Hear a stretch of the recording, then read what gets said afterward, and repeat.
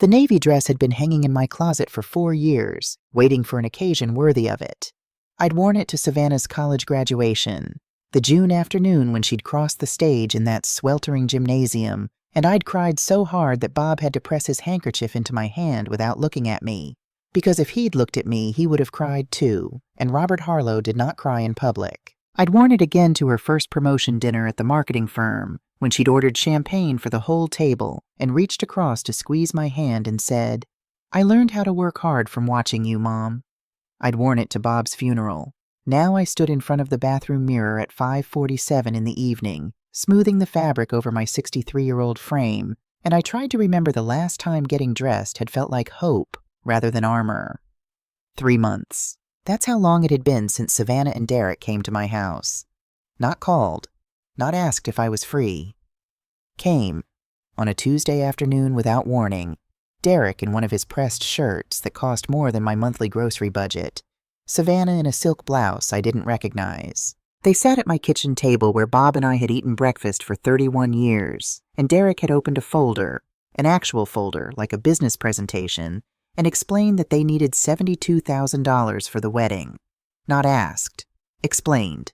The way you explain a utility bill. The way you explain something that has already been decided. I remember the number hitting me somewhere behind my sternum. $72,000. Bob's life insurance. The money I had managed with the careful, almost reverent attention of a woman who understood, bone deep, that there would be no more coming. The money I had not touched in 4 years because touching it felt like spending the last piece of him. "Mom, you're sitting on it," Savannah had said. Not unkindly exactly, but with the particular impatience of someone who has already had this argument in their head and won. "It's just sitting there. We're trying to build a life." I had offered $15,000. A beautiful ceremony, I'd said. Something meaningful. Something real. Derek had looked at me the way a man looks at a vending machine that has failed to dispense what he paid for. The drive to Ashford's took me through the neighborhood where I'd raised Savannah and Nathan, past the elementary school where I'd volunteered in the library every Thursday for 6 years, past the park where I'd taught Savannah to ride a bike in an afternoon that ended with both of us laughing on the grass, past the church where Bob and I had renewed our vows on our 25th anniversary, because he said he wanted to mean it again out loud in front of people. Ashford's looked exactly as I remembered. Warm brick facade, window boxes with late-season mums going rust and gold, the soft suggestion of candlelight behind gauze curtains. Bob had brought me here for our 30th. He'd worn his good suit and ordered wine he couldn't pronounce, and held my hand across the white tablecloth like we were 25 years old again.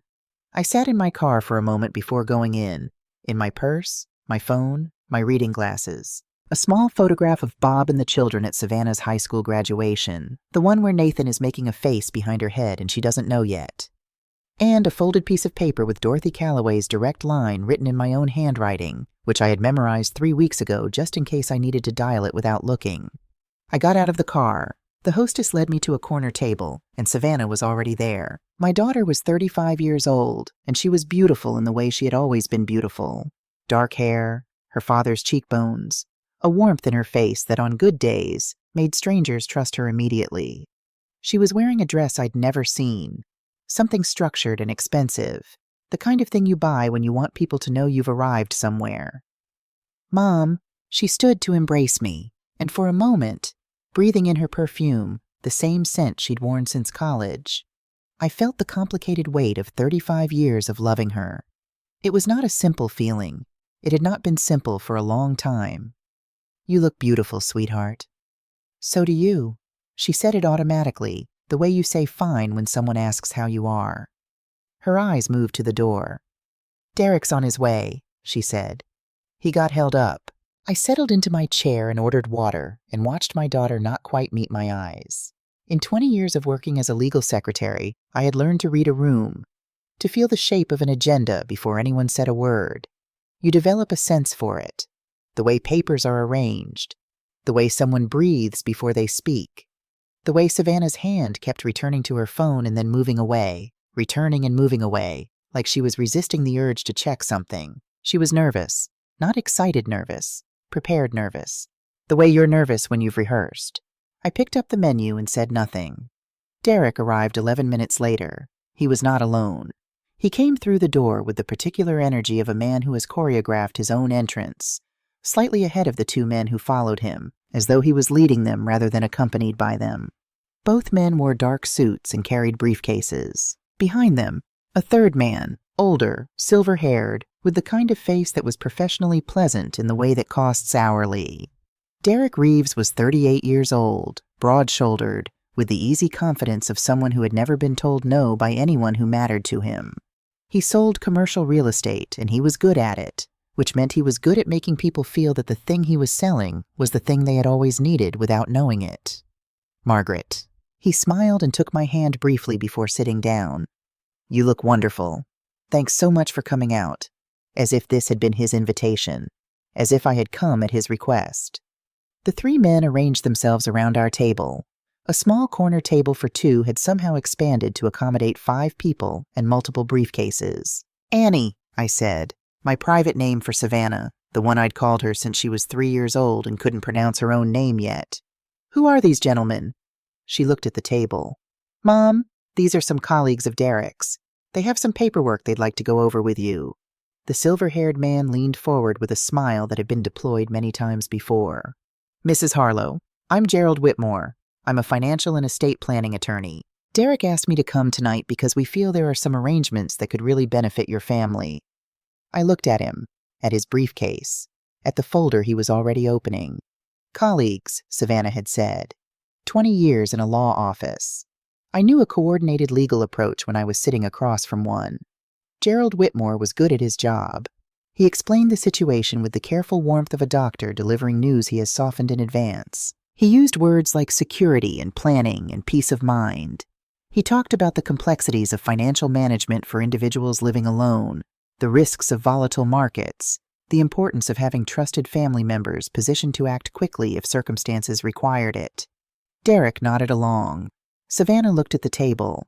The folder that appeared in front of me was navy blue, the color of something official, something final. Inside, a general power of attorney document, 12 pages, already tabbed with those small adhesive arrows that say sign here in red letters. I opened it and read the first page. General power of attorney, granting full authority over financial accounts, real property, investment portfolios, and insurance instruments to Savannah Elaine Harlow Reeves and Derek James Reeves, jointly. Everything Bob and I had built in 31 years. Everything I had spent 4 years carefully protecting. Transferable by signature. There was a pen already in the folder. Red ink. It's really quite straightforward, Gerald said. Given your age and your situation, living alone, managing everything independently, it just makes sense to have someone younger, someone with financial expertise in a position to help. My age, I said. Of course, I don't mean any offense. I'm 63, Gerald. I kept my voice pleasant. Not 83, not incapacitated, 63. Of course. His smile didn't waver. It's simply about positioning the family for the future. I looked at Savannah. She was looking at her hands. The same hands I had held in the delivery room. The same hands I had bandaged and painted and clapped for at every recital, every graduation, every moment that had mattered. Savannah, I said quietly, look at me. She looked up, and in her eyes I found what I had been afraid I would find. Not guilt exactly, not remorse. Something more complicated and more painful than either. She had thought about this. She had agreed to this. And somewhere in the weeks or months that this plan had been forming, she had decided that her mother's feelings were a factor to be managed rather than a heart to be protected. And if I don't sign? I asked. Not to Derek, not to Gerald, to my daughter. The silence lasted 4 seconds. Then Savannah said in a voice I did not recognize, Then I think it'll be very hard for you to be part of our lives, Mom. Our children's lives. She paused. You'll be a stranger to your own grandchildren. Is that what you want? The restaurant went on around us. Somewhere a couple was laughing. A waiter described the evening's specials to a nearby table. The jazz pianist in the corner moved from one song into another without pause. I sat very still, not because I was afraid, not because the words had broken something in me, though they had gone somewhere deep and done damage I would be sorting through for a long time. I sat still because in the 4 seconds before Savannah spoke, something had clicked into place with the quiet precision of a key turning in a lock. She rehearsed that line. the specific phrasing, the pause, the question at the end, designed to transfer the burden, to make my refusal the act of aggression rather than their demand. That was not a daughter speaking from pain. That was a script. I reached into my purse. "Before I do anything," I said, "there's someone I'd like to call." Derek's hand moved toward the table as if he might physically stop me, then stopped itself. "Margaret, I really don't think that's—" "Derek," I looked at him directly. "Take your hand off the table." He did. I dialed Nathan. My son answered on the second ring, the way he always did when he saw my name. A reflex from years of being the child who understood that when Mom calls, you answer. "Hey, Mom." "Nathan, I need you to come to Ashford's restaurant on 5th Avenue. Now." A beat. "What's wrong?" "I'll explain when you get here. Don't change. Don't call ahead. Just come." "I'm leaving now." I set the phone on the table beside the Navy folder. The 18 minutes that followed were among the stranger experiences of my adult life. Gerald Whitmore returned to explaining the benefits of the arrangement. Derek asked the waiter for the wine list. Savannah ordered a sparkling water and held the glass without drinking from it. I watched them. I had spent 20 years watching lawyers, watching the way they moved through a room, the way they arranged information, the way they handled the silence between words. Gerald Whitmore was skilled and he was patient, and in a different situation, against a different person, he might have been effective. But I had also spent 31 years watching Bob, a man who could not be rushed and could not be maneuvered, and who had once told me, during a difficult stretch early in our marriage, "Maggie, the person who needs the deal to close tonight is never the person with the power." I let Gerald talk. I watched Derek watch the door. I noticed the young waiter who had circled our table twice in the last 10 minutes, ostensibly refilling water glasses actually, I suspected, trying to understand what was happening at table 7. He couldn't have been more than 22. His face carried the specific worry of someone young enough to still believe that adults are supposed to protect each other. "Honey," I thought, "you have no idea." Nathan came through the door at 19 minutes, still in his surgical scrubs, dark blue, slightly wrinkled, the kind of tired but present that emergency medicine builds into a person over time. He was 39 years old, and he had his father's shoulders and his grandmother's eyes, and when those eyes swept our table, 5 people, 3 briefcases, a folder with red tabs, his mother sitting very straight with her hands folded in her lap. I watched him read the entire situation in approximately 8 seconds. He pulled out the chair beside me and sat down without greeting anyone. "Mom," quietly. "You okay?" "I am now." Derek stood, extending his hand with the automatic reflex of a man who believed that a firm handshake could reset any dynamic. "Derek Reeves, Savannah's fiancé. These are some business associates. We were just going over some financial planning with your mother." Nathan shook his hand, briefly, sat back down. "Financial planning."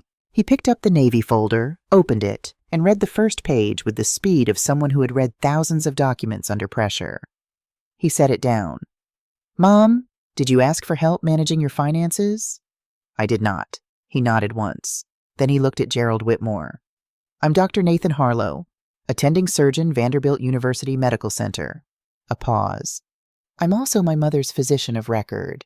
Gerald blinked. The pleasant professional smile held, but something behind it recalibrated. "I mention that," Nathan continued, "because I noticed your documents reference concerns about cognitive capacity. I have my mother's most recent cognitive assessment on file, conducted 6 weeks ago by 2 independent neurologists. Would you like me to have it sent over tonight?" The silence at the table was different now. Gerald looked at Derek. Derek looked at Savannah. Savannah looked at the space between her hands, the central pillar of their case, that Maggie Harlow needed someone younger and sharper to manage what she could no longer manage herself, had just been removed by her son in 4 sentences, in the middle of Ashford's, on a Thursday evening. I looked at Derek. He was smiling still, but the smile had lost its architecture. It was holding on by habit rather than conviction. "Derek," I said pleasantly, "I think you should know. Tonight isn't going the way you planned." He started to respond. "But," I said, "the night isn't over yet." I reached into my purse for the second time. Not for my phone, for the small card I had placed there 3 weeks ago, the morning after my intuition had stopped being a whisper and become a certainty. Dorothy Calloway, attorney at law. Calloway, Peterson and Associates. family estate and elder law. I had her number memorized, but I dialed it looking at Derek so he could watch me do it. Dot, I said when she answered. It's Margaret. Yes, tonight. Ashford's on 5th. Bring the red folder. I ended the call and set the phone on the table. Who, Derek said slowly, is Dot? I folded my hands in my lap and smiled. The same smile I had perfected over decades of dealing with difficult people from a position they had underestimated. My attorney, I said. She'll be here in about 20 minutes. In the meantime, does anyone want to order an appetizer? The bruschetta here is wonderful. Bob always loved it. Gerald Whitmore looked at his briefcase. The youngest of the two silent associates was checking his phone with the focused attention of a man who was reconsidering his evening. Derek stared at me across the table with an expression I had not seen on him before. Not anger, not confidence, recognition. He was beginning to understand that the woman sitting across from him was not the woman he had been planning for. Savannah was very still. In the candlelight, with her expensive dress and her unfamiliar composure, she looked like a stranger wearing my daughter's face. But her hands, I noticed, were shaking slightly, just slightly, and that, more than anything else that had happened tonight, told me that somewhere underneath the performance, my daughter was still in there. I picked up the menu. The salmon is also excellent, I said. Anyone? Dorothy Calloway walked into Ashford's at exactly 17 minutes after I called her. I had known Dot for 11 years. We had met at a neighborhood association meeting where she had systematically dismantled a developer's rezoning proposal using nothing but the actual text of the county ordinance and a yellow legal pad. I had liked her immediately. Bob had called her the most politely terrifying woman I've ever met, which was the highest compliment he knew how to give. She was 68 years old, 5 feet 3 inches tall, and she walked through the restaurant the way she walked through every room, as though she had already read the floor plan and found it satisfactory. Silver hair cut close to her head, a gray wool blazer over dark slacks, a leather briefcase, brown and worn, the kind that had seen the inside of enough courtrooms to have earned its creases. She didn't look around when she entered. She came straight to our table. Good evening. She set her briefcase down beside my chair and looked at each person in turn with the calm, cataloging gaze of a woman who billed at $380 an hour and was worth considerably more. I'm Dorothy Calloway, Margaret's attorney. She looked at Gerald Whitmore. Gerald? Something moved across his face, a flicker of recognition, and beneath it, something less comfortable. Dorothy. He cleared his throat. It's been a while. 2 years, the Pemberton estate case. She pulled out the chair on my left and sat down. I believe the final settlement was in my client's favor, but no hard feelings. She said it pleasantly. She did not mean it pleasantly. Derek had recovered enough of himself to attempt an intercept. Mrs. Calloway, I appreciate you coming, but this really is a family matter. An attorney isn't— Derek? Dot opened her briefcase without looking at him. You brought 3 people in suits with briefcases to what you described to Margaret as a reconciliation dinner. I think we can all agree the threshold for just a family matter was crossed some time ago. She removed a folder from her briefcase. Not navy blue, red. She set it in the center of the table. Before we discuss anything Margaret might or might not sign tonight, Dot said, her voice carrying the particular quality of someone who has given important information to many people who did not want to receive it, I think you should see what she's already signed. Gerald Whitmore leaned forward. Derek leaned forward. Savannah, after a moment, leaned forward. Dot opened the folder. 5 weeks ago, Margaret executed an irrevocable asset protection trust. All of her assets, her home, her investment accounts, her savings, and the life insurance proceeds from Robert Harlow's policy, were transferred into the trust at that time. She turned the first document to face the table. I watched Derek read the title page. I watched the moment his eyes found the word irrevocable. The trust names 2 categories of beneficiaries, Dot continued. Nathan Harlow and any children of Savannah Harlow Reeves, born or yet to be born. The assets will be managed for their benefit according to the terms of the trust. That's— Derek started. The trustee, Dot said, turning to the second page, is Nathan Harlow, co-managed by this office with full fiduciary oversight. Derek sat back in his chair. I had imagined this moment many times in the 5 weeks since I'd signed those documents in Dot's office on a Tuesday morning, with the October light coming through her window and her assistant bringing us tea that neither of us drank. I had imagined Derek's face. I had wondered if I would feel something sharp and satisfying, the specific pleasure of a trap closing. What I actually felt was quieter than that, more like the stillness after a long-held breath finally released. "What this means," I said, and everyone at the table looked at me, "is that the power of attorney you brought tonight, the documents in that Navy folder, would have been legally void even if I had signed them. You cannot grant authority over assets that no longer belong to me personally. They belong to the trust." I looked directly at Derek. "You have been trying to pick a lock on a door that no longer exists." The silence that followed was the loudest silence I had ever sat inside. Gerald Whitmore looked at the trust document with the careful attention of a man who was simultaneously processing legal implications and personal consequences.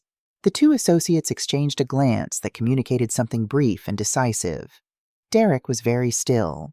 For the first time since I had known him, for the first time in all the dinners and holidays and carefully managed family occasions, the architecture of his confidence was simply gone. What was underneath it was not what I expected. Not anger, not calculation. Panic. It was subtle. The stillness was too deliberate. His breath came slightly faster. His eyes moved to Gerald with a specific quality, not seeking advice, but seeking rescue. Something is wrong, I thought. Something beyond tonight.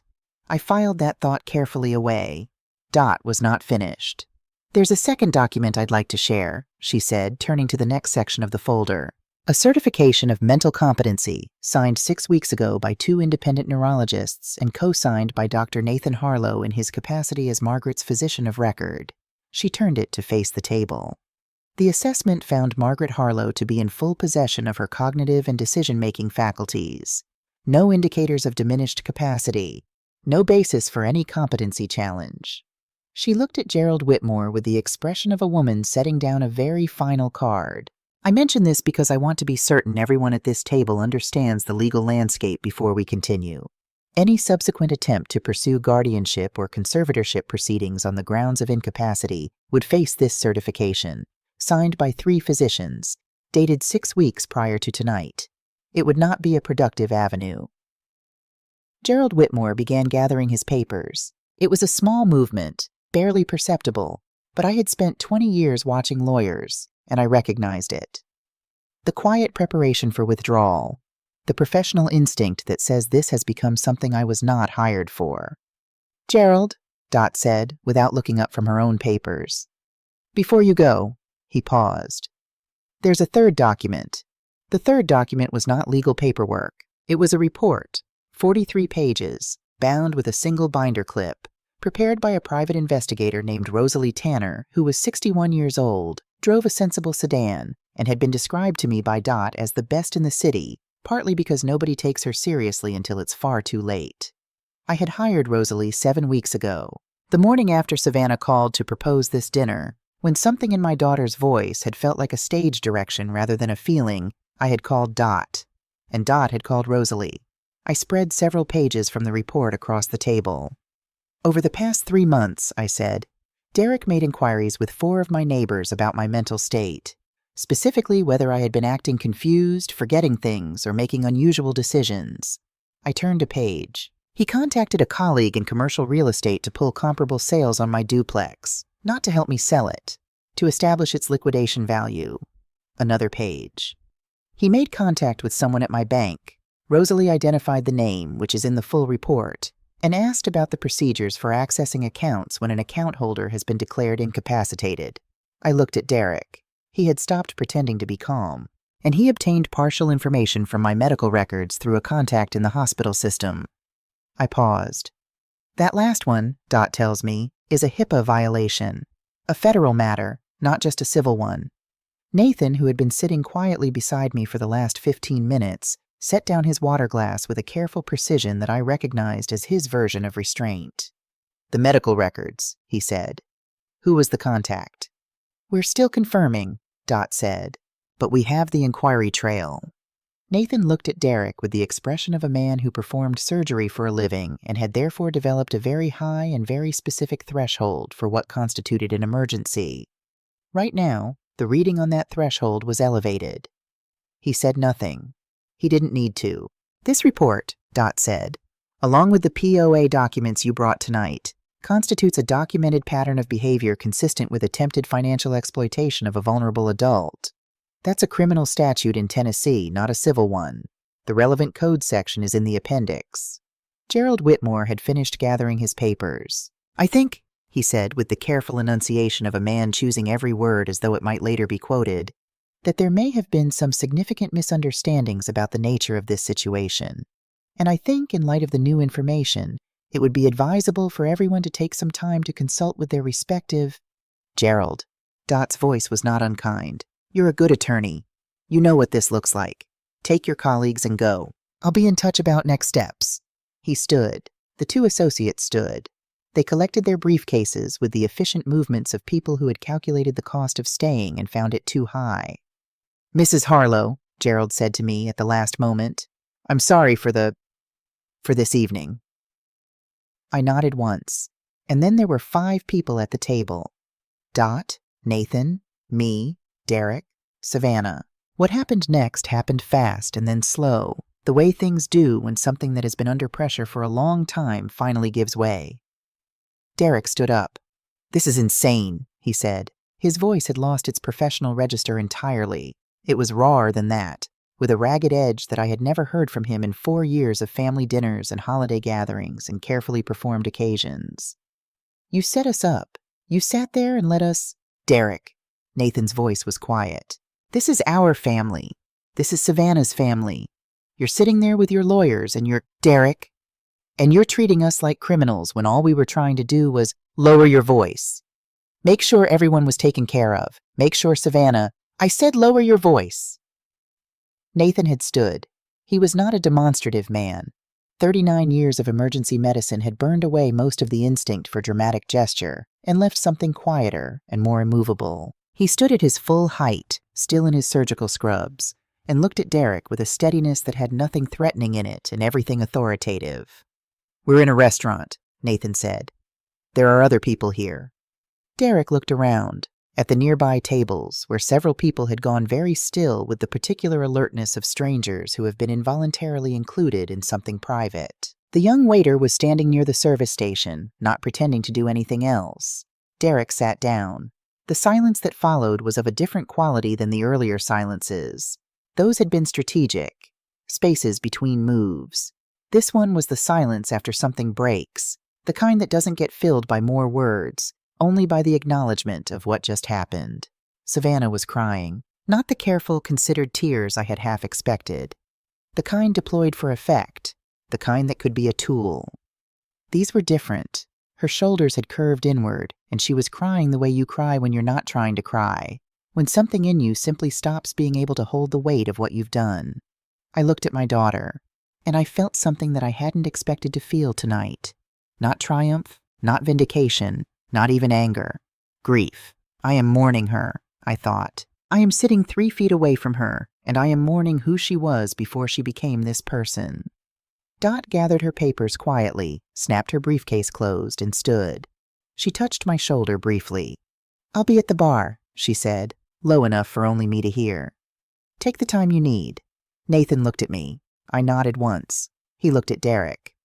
Come with me, he said. It wasn't a request. Derek, diminished, something essential having gone out of him in the last 20 minutes, stood and followed my son toward the far side of the restaurant, because Nathan Harlow had a way of moving through a room that people followed without entirely meaning to. And then there were 2 of us. Savannah and I sat alone at the table for what felt like a long time and was probably 4 minutes. Around us, Ashford's continued its careful, candlelit business. A couple toasted something at the next table. A birthday, maybe, or an anniversary. The pianist shifted into something slow and minor that suited the evening better than he knew. How long have you known? Savannah finally asked. Her voice was thick. About Derek's investigation? 7 weeks. She closed her eyes briefly. And you still came tonight. I came because I needed to see how far you'd let it go. She absorbed that without defending herself, which told me something. The Savannah of 3 months ago, of 6 months ago, of the years before Derek had become the primary voice in her ear, would have defended herself, would have reframed, redirected, found the angle that made her the reasonable one. This Savannah just sat with it. The things they said about you needing someone to manage your money, she said. That you were too old, too alone, too... I told myself it was practical, that it was what was best for you. Did you believe that? A long pause. I wanted to. I looked at my daughter's hands on the table, the expensive manicure that had grown out slightly at the edges, Bob's ring on her right hand. She had asked for it after he died, and I had given it to her without hesitation, because it was a piece of him, and she had loved him. Savannah, I need to ask you something, and I need you to answer me honestly. She looked up. Do you love Derek? Or do you love what you believed your life with him would be? The question sat between us. Savannah opened her mouth, closed it. Outside, a car passed on Fifth Avenue, its headlights sweeping briefly across the gauze curtains. I knew something was wrong, she said finally. 3 months ago, he came home one night and was asking all these questions about Daddy's insurance policy, about what you'd done with it, how much was left. And I told myself he was just being practical, I said softly. I know how that sounds. It sounds like a woman who was afraid of what she'd have to do if she told herself the truth. The tears came again, quieter this time. When did it start? I asked. The planning. When did it actually start? Savannah wiped her face with the back of her hand, a childlike gesture that hit me somewhere unguarded. Before the wedding conversation, months before, he had research about inheritance laws, about what happens to assets when someone becomes incapacitated. He told me it was just good planning, that it was what responsible families did, and She stopped. And I let him tell me that, she said, because it was easier than asking what it meant about him, about us.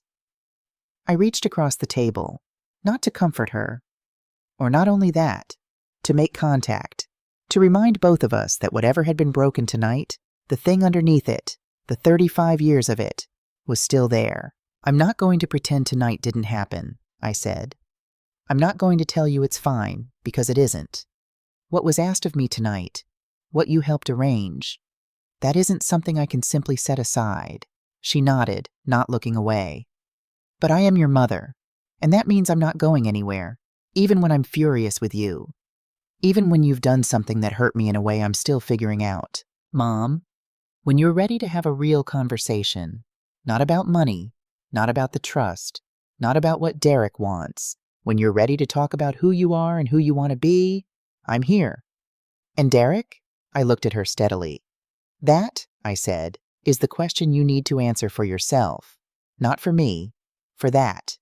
My eyes moved briefly to her midsection. She wasn't showing yet. But I had known for 3 weeks. Nathan had told me quietly, carefully, because he thought I should know before the dinner rather than after. Savannah put her hand over her stomach. In that gesture, protective, unconscious, the oldest instinct in the world, I saw for a moment the daughter I recognized. Come on, I said, standing. Let's find Nathan. Outside Ashford's, the October air was cold and clean and indifferent to everything that had happened at Table 7. Dot was waiting on the sidewalk, her briefcase in hand, a small, satisfied expression on her face that she was making no particular effort to conceal. Nathan stood a few feet away. Derek was not with him. He called a car, Nathan said simply. I nodded. How do you feel? Dot asked. I considered the question with the seriousness it deserved, because Dot asked serious questions and expected serious answers, and because I had been asking myself a version of this question for 7 weeks, and I owed it an honest response. The burgundy dress, the navy folder, the red pen sitting in its tab like a small declaration of someone else's certainty about my life. Like myself, I said. For the first time in a while, like exactly myself. Dot nodded as though this was the correct answer. Nathan put his arm around my shoulders, and the 3 of us stood on the sidewalk outside Ashford's while the city moved around us, ordinary and continuous, and entirely unaware that something had just ended and something else, something I didn't have a name for yet, had just begun. Behind us, through the gauze curtains, the candlelight went on flickering. The morning after Ashford's, I woke at 5:47 without an alarm. For a moment, that brief, unguarded moment between sleep and full consciousness, I didn't remember. There was just the ceiling, the early gray light coming through the curtains, the sound of the neighbor's dog making its morning complaint about the world. Then I remembered. And instead of the tightening in my chest that had accompanied every morning for the past 3 months, I felt something else entirely. Stillness, not emptiness. Not the numb stillness of someone who has been through too much. The other kind. The kind that comes when a storm has finally passed through and taken all the pressure with it, and the air afterward is clean in a way it couldn't have been before the storm came. I lay there for a moment and let myself feel it. Then I got up, made coffee, and stood at the kitchen window watching the October light move across Bob's garden. Technically my garden now, though I still thought of it as his, still planted things in the places he would have chosen. And I understood something that I hadn't been able to see clearly from inside the anxiety of the past months. I had been so focused on defending what I had that I had forgotten to notice what I still was.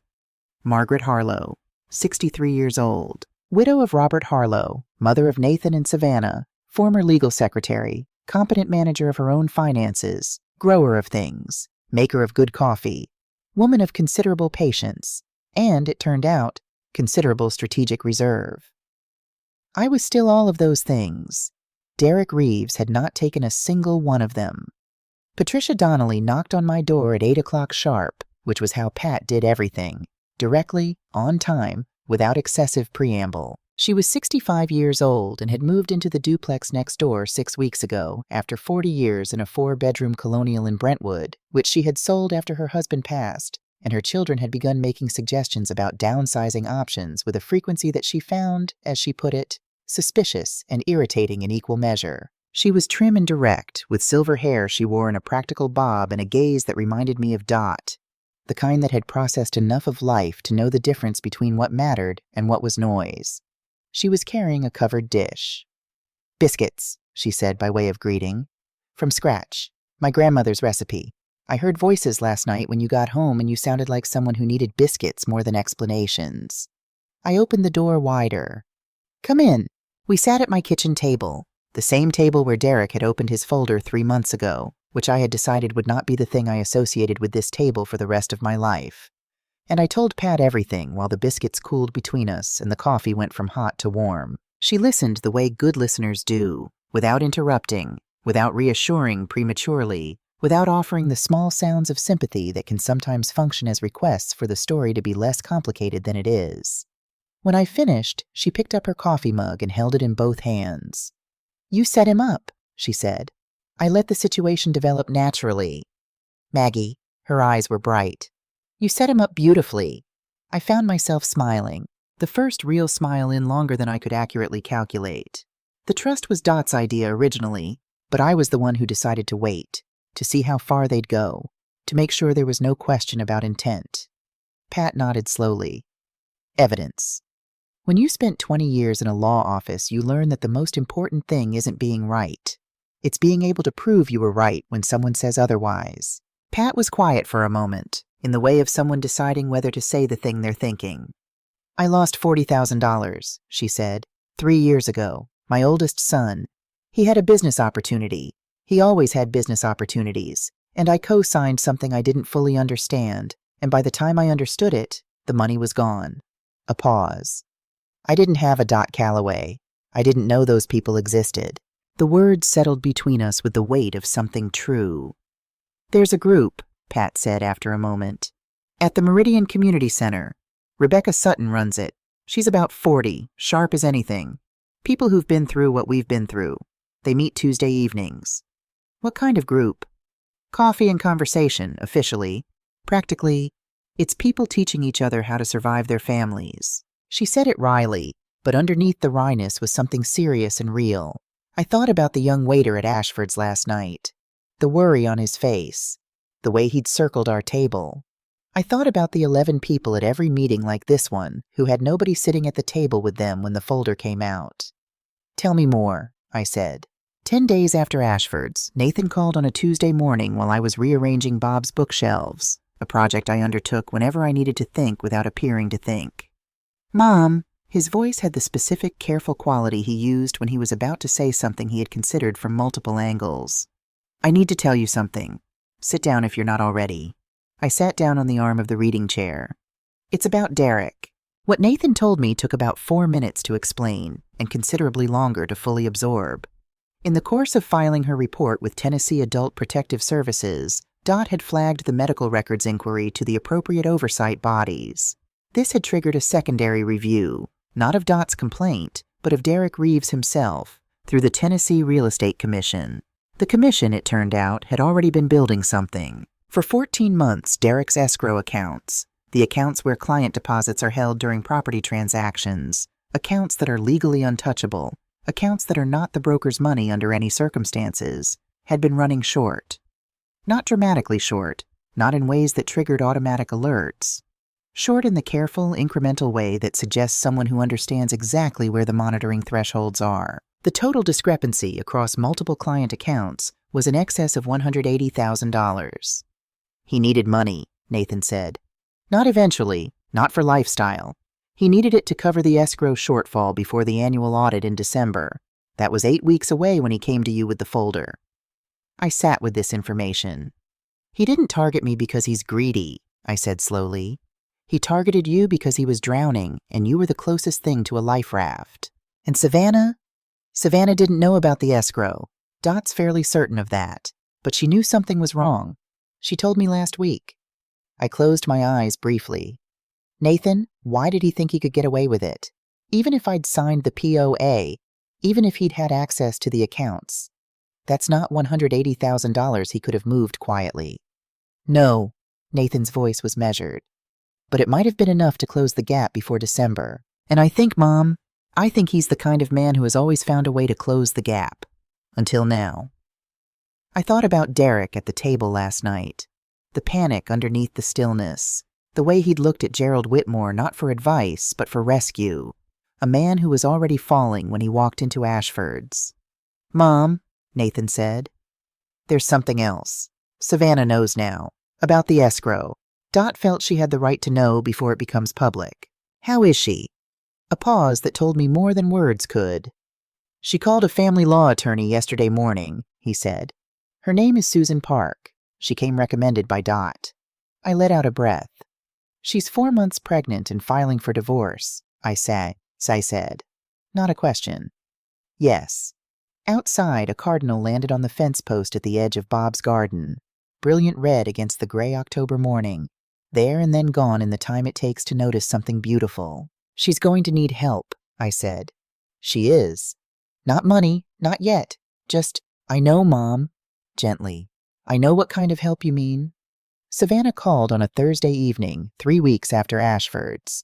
Not through Nathan. Not through a message left with Pat or a card in my mailbox, both of which had happened in the intervening weeks. Small, careful approaches that I had received without responding to, because I was waiting for her to come herself. She called directly, my name on her screen, her finger on the button, no intermediary. I answered on the third ring. Mom? Her voice was different from the voice at Ashford's, different even from the voice in the restaurant at the end, when the tears had been real. This voice was smaller and more certain at the same time, the voice of someone who has made a decision and is living in the first hours of it. I need to talk to you. Just talk. Can I come over? Yes, I said. Come alone. I know. She arrived 40 minutes later in jeans and a sweater I recognized from years ago, her hair pulled back simply, her face free of the careful armor of the woman I'd sat across from at Ashford's.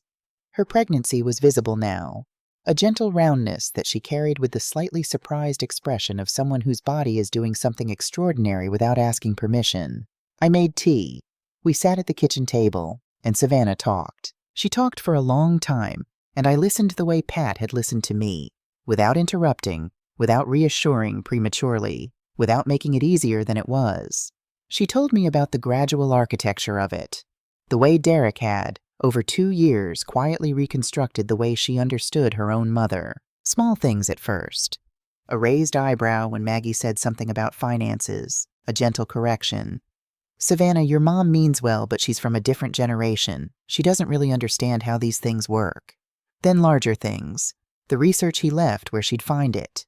Articles about elderly financial mismanagement. Statistics about widows making poor investment decisions. Case studies of families who wished they'd acted sooner.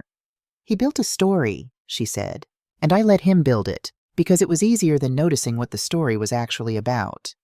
What was it about? I asked. She looked at her tea.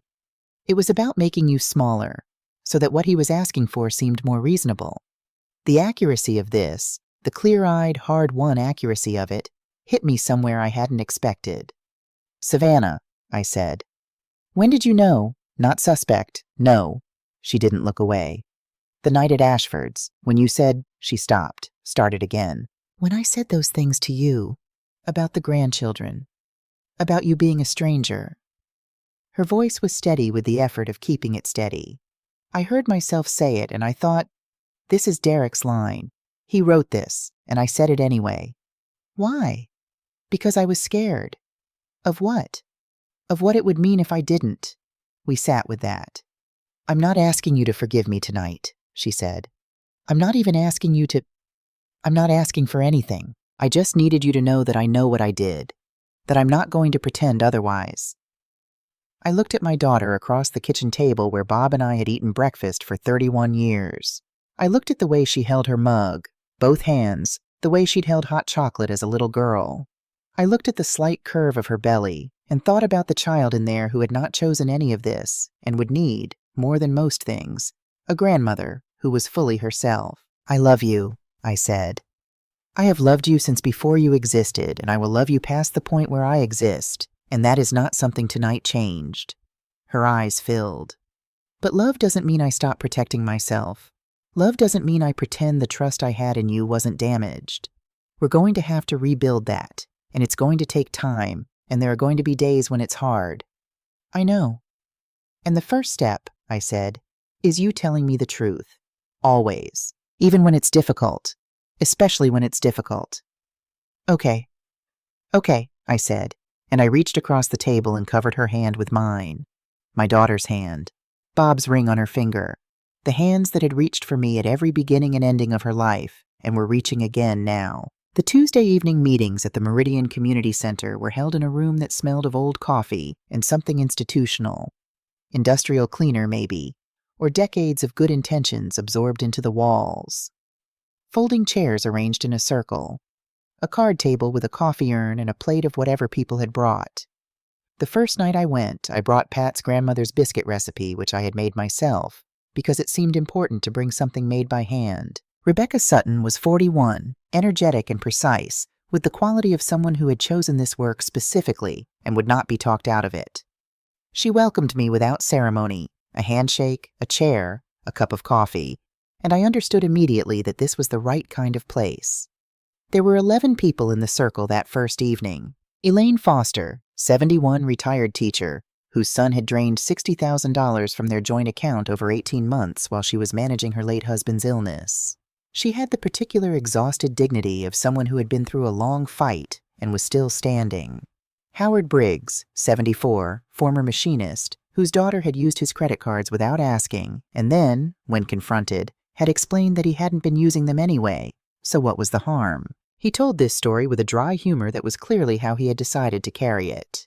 Carolyn Nash, 58, the newest member, who sat with her purse held close to her body and the shell-shocked stillness of someone in the early days of understanding what had happened to her. And others, each with their version of the same story, the same essential shape. Someone who loved them had looked at them and seen a resource rather than a person. When it was my turn, I told the story of Ashford's. All of it. The Navy folder, the red pen, the trust documents, Derek's face when he understood. I did not minimize the parts that were painful. I did not skip the part where Savannah said the words about the grandchildren, because that part was true, and the people in this room deserved the true version. When I finished, Elaine Foster looked at me with the expression of someone who has been carrying something heavy for a long time and has just seen someone else carry it differently. "Honey," she said, "you didn't just survive, you planned." "I had help," I said. "Dot Calloway, Rosalie Tanner, my son, a neighbor who knocked on my door with biscuits."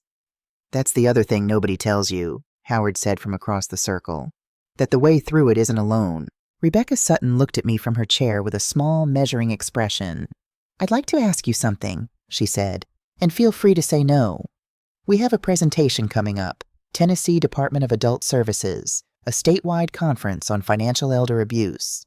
They want someone who can speak from experience, someone who didn't just survive the situation but understood it, navigated it, came out the other side with something to teach." She paused. I'd like to put your name forward, if you're willing. I looked around the circle, at Elaine with her careful dignity, at Howard with his dry humor that was protecting something tender underneath, at Carolyn, who was sitting slightly more upright than she had been when the meeting started, as though something in the room had given her a fraction of her posture back. Yes, I said. Put my name forward. The call came on a Tuesday. I was in my kitchen making soup, a thing I had taken up in the months since Ashford's with the deliberate investment of someone who has decided to fill their time with things that are nourishing in the most literal sense. Pat was at the table, ostensibly reading a magazine, actually providing companionship in the way that good friends do, by simply being present without requiring anything from the presence. Nathan's name on my phone. Mom. His voice was the voice he used at 2 a.m., the one stripped of everything except what mattered. She's here. I set down the spoon. Savannah's okay. Baby's okay. 7 pounds, 4 ounces. Born 40 minutes ago. And? A pause. I could hear him smiling through it. They're calling her Claire. Claire Margaret Harlow. Pat looked up from her magazine. She saw my face and set the magazine down. Claire Margaret. My name. Bob's name was Robert, and his mother had been Margaret. And when we'd named our children, we'd saved the family names for grandchildren, which was a conversation Bob and I had had when Savannah was 3 years old, and which I had not thought about in years. Claire Margaret Harlow. Savannah had kept her maiden name for the baby, hyphenated legally, but in practice, Harlow. Nathan, I said. My voice was perfectly steady, which surprised me, and then didn't. What time does visiting start tomorrow? I'll pick you up at 8. The maternity ward at Vanderbilt was quiet at 8:30 on a Wednesday morning. The particular quiet of a place where things are beginning rather than ending, where the sounds are small and new and tentative. Savannah's room was at the end of the hall. She was sitting up in the bed, hair loose, face free of makeup, wearing a hospital gown that was not designed for anyone's dignity, but hers, somehow. She had always had that quality, the ability to be fully herself in any circumstance. She looked tired in the profound, cellular way of someone who has just done something extraordinary with her body, and she looked more like herself than she had in 2 years. In her arms, Claire Margaret Harlow, 7 pounds, 4 ounces, dark hair, the faintest possible amount of it, eyes the indeterminate blue of the newly arrived, a face that was doing the ancient patient work of deciding what it was going to be. Savannah looked up when I came in. Mom, she held out the baby. I crossed the room and took Claire Margaret Harlow in my arms, and the weight of her, the specific, impossible weight of a new person who has just entered the world, went through me like something physical.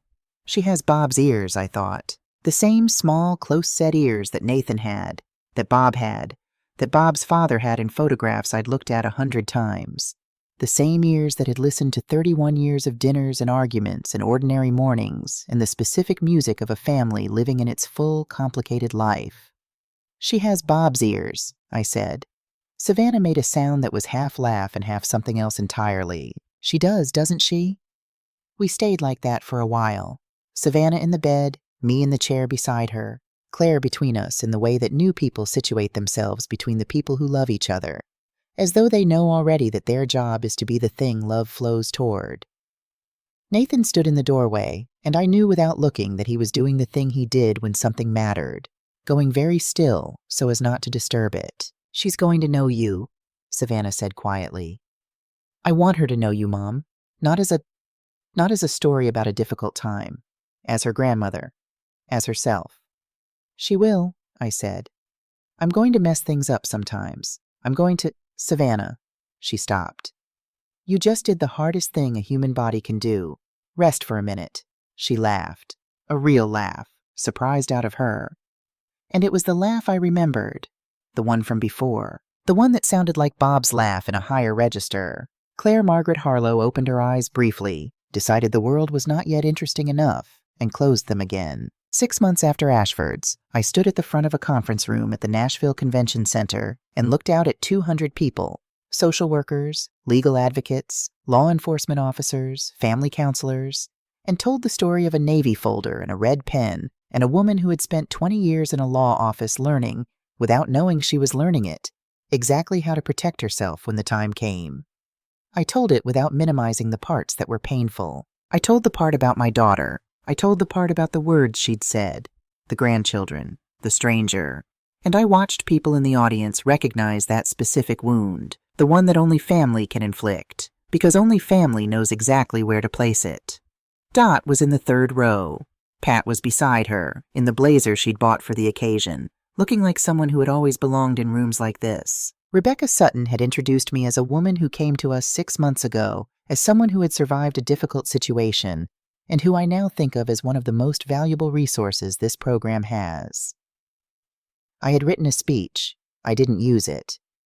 The thing nobody tells you, I said, is that the moment you realize someone you love is trying to take something from you, the grief of that is not separate from the protection you have to build. You carry them both at the same time. You protect yourself while you're still hoping you're wrong. You build the walls while you're still wishing you didn't need them.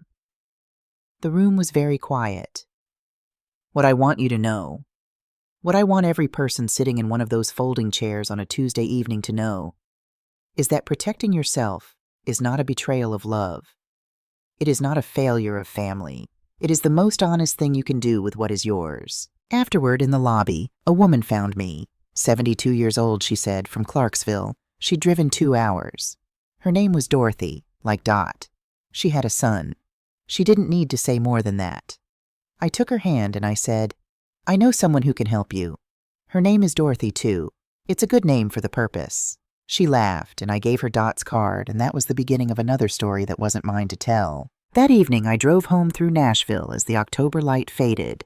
1 year, almost exactly, from the evening I had first put on the navy dress and wondered if I was dressing for hope or armor. I turned onto my street and saw the lights on in Pat's side of the duplex, and through the kitchen window, Savannah's silhouette moving. She had been staying with me for 3 months now, she and Claire, while the divorce proceedings moved through their necessary stages, and the house had become something I had not expected. Loud, sometimes. Complicated. Full in a way it had not been in 4 years. I parked the car and sat for a moment. Through the window, I watched Savannah pick Claire up from somewhere out of sight, the particular lifting motion of a new mother, careful and practiced and becoming more confident every day. She turned toward the window and I saw my daughter's face in the light and Claire Margaret's face against her shoulder, and I thought about Bob. I thought about how he would have loved her, how he would have held her with that careful, wondering attention he'd given to every small thing he thought was extraordinary, how he would have called her the best thing and meant it with his whole heart. We built something, Bob, I thought, you and I, and it's still here. I got out of the car and walked up the path to my own front door. Inside, the house was warm. Savannah looked up when I came in. Claire settled in the crook of her arm. How did it go? Well, I said, I think it went well. I took off my coat, hung it on the hook by the door. The hook Bob had put up crooked 20 years ago and never fixed, and which I had never fixed either, because some imperfections are load-bearing. Then I held out my hands for my granddaughter. Claire Margaret Harlow regarded me with the ancient, unhurried attention of someone who has all the time in the world to decide what she thinks. Hello, I told her. I've been waiting to meet you properly. I have some things I'd like to teach you. She considered this. Then she closed her fist around my finger and held on. The woman who had walked into Ashford's that October evening had spent 63 years learning, often painfully, what she was made of. The woman who walked out knew. Derek Reeves had entered that restaurant believing he was hunting. He had no idea he was already caught. And the granddaughter who would grow up hearing this story would know from the very beginning what it looked like when a woman decided that what she had built, not just the money, not just the house, but the long, careful, loving work of a life, was worth protecting. She would know it because she had been held, on her second day in the world, by a woman who had already proved it.